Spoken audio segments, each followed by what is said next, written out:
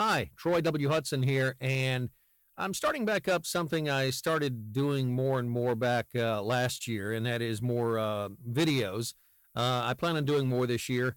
I realize it's March, and I'm marching forward, and I've actually spent the last couple of months kind of fine-tuning, renovating, improving, working on some different things in addition to doing voiceover production.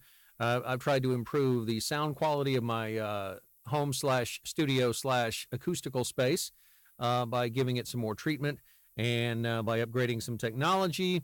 And one of the things I've upgraded, I'm currently surrounded by sound absorption curtains because I'm not at the level quite yet where I can purchase a whisper.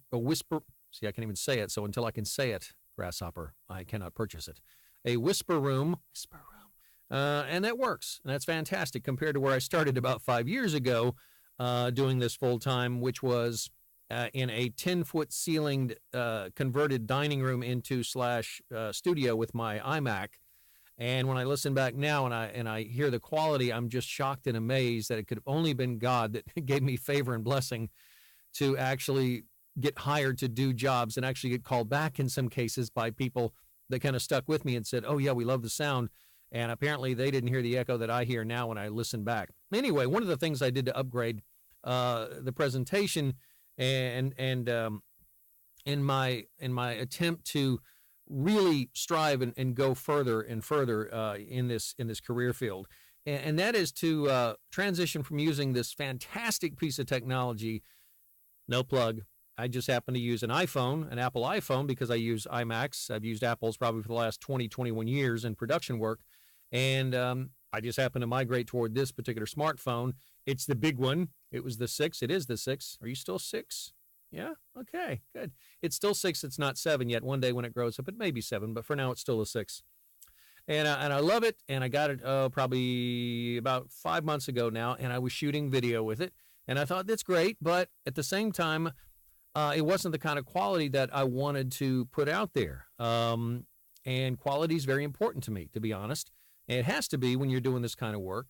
And I felt like that was kind of suffering. If I'm going to present things, then I need to present them in the best way possible. So I've been involved in video production for years. And 5 years ago when I was laid off at my full-time job, doing post-production work in a commercial production house. I also did voiceover work there, but mostly it was on editing and post-production. I purchased some equipment on my way out. The past employer was gracious enough to sell me at a deep discount some equipment, and one of those things was the Panasonic HVX 200 high-def camera that was used in a lot of programs and a lot of infomercials that I was able to not only use but get to work with and had a pretty good operating knowledge of, because I ended up producing and directing in addition to doing voiceover work and editing. So I thought, well, I've got this in a closet. I'm not using it so much anymore. I decided to kind of work things, move things around, and finally get them set up.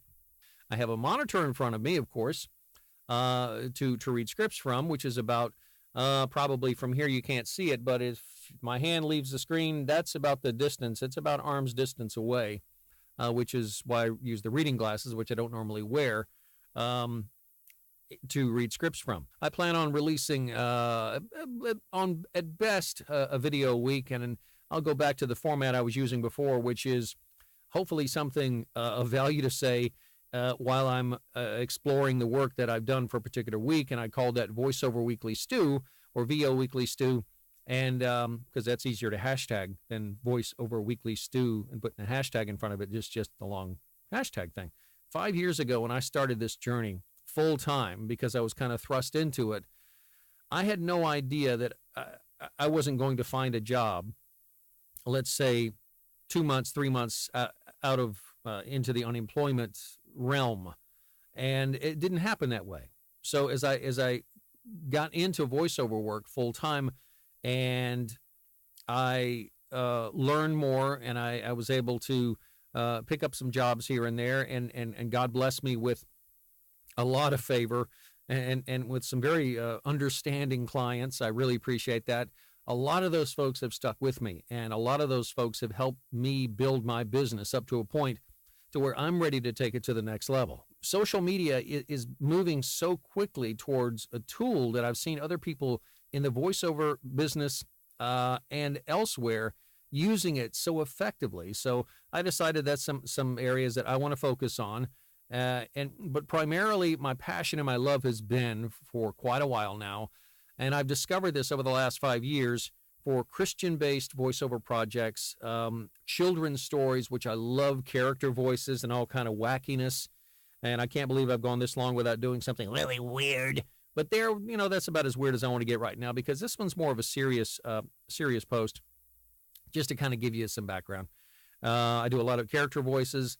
I've discovered I love e-learning. I love to do e-learning, teaching, communicating, finding that right level of formality. And I just recently learned that in a webinar series, a training series, and understanding, not just looking and reading in this technical script, but finding that voice and finding that communicator and thinking about the audience, which is probably the biggest thing I've learned from my mentors and my teachers and the folks that I really, really respect and admire in this business, not just in voiceover, but also in marketing.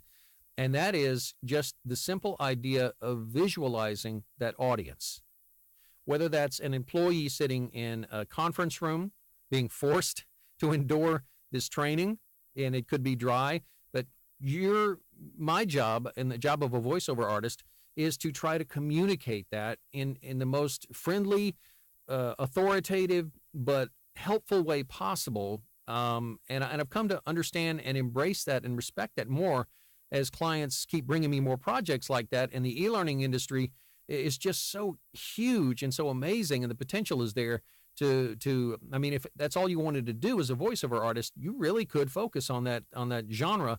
But I don't like to just focus on one particular thing, because I think that limits you as a artist or a creative person. In my case, I've always wanted to explore different types of work and not become stagnant. And God's blessed me with certain gifts and abilities, and I've been able to develop some of those along the way to do some silly character voices. So I've been hired to read children's stories, and I get to go crazy and wild, and I'm fortunate enough that the people that hire me say, go ahead and do it, and I do, and I have a blast with it.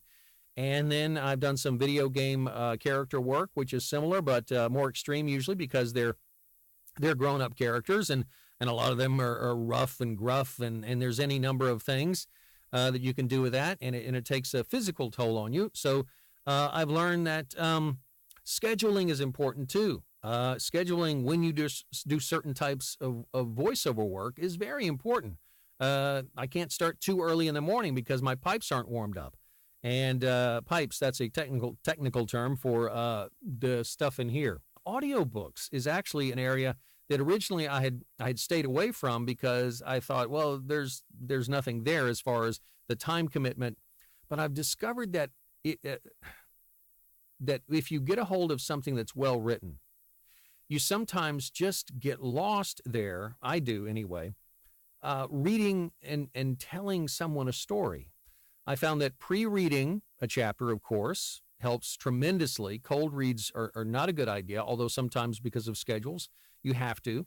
E-learning is something you have to learn to pick up and get good at quickly.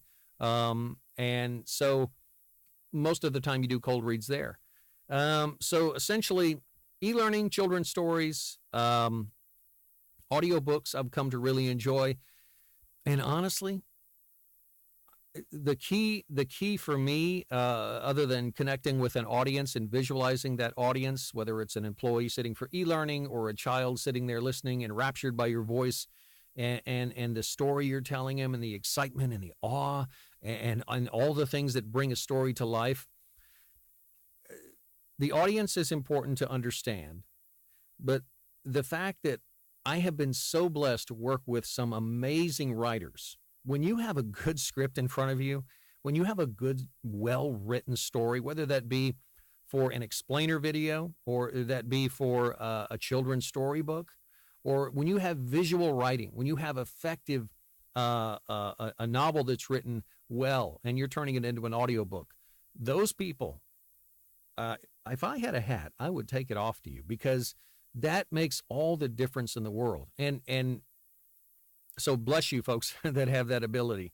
I have the ability after years and years and years in production and looking at bad scripts and badly written content to fine tune, try to make it more conversational. For instance, video sales letters or a genre of work I do, and to be able to tweak and fine tune and reword, and when the producers or the writers are gracious enough to let me do that, most of them are, I try to improve upon that. But man, good writing is incredibly helpful. So I'm blessed to be able to work with a lot of writers.